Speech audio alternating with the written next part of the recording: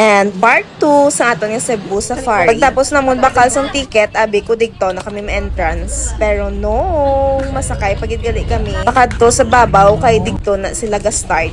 Siguro mga 1.5 minutes man ang amon nga sakay. Antes kami mag-touchdown sa ginatawag nila nga base camp. Kag diri ma-start ang aton nga adventure. Bali antes kamo magsulod, need gid nga i-download ang ila nga map para may reference kamo kung diin kamo maadto, kung diin na kamo ayon. Kay as in super lapad gid ya. Nga kung wala ka map, hindi mo gid malibot ang bilog nga safari. So pag abot namon sa base camp, ari na di dayon located ang ila mga birds. Bali may mga rules digali sila nga bawal ang flash, bawal magdalagan, magsinggit. Kaya syempre basi mabulabog ang taglugar. Kung hindi.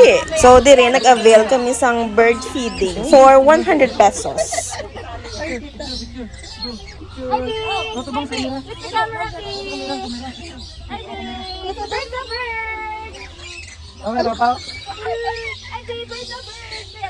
Kay super damo ang pispis. Gisakibot ka lang ara nag-isulo mo. Kanami nagit sang pispis nila di. Kay gapalapit gid ta na kanimo. Especially pag gid kung may nabitbit nga pagkaon nila, ay super lupad gid ta na kanimo.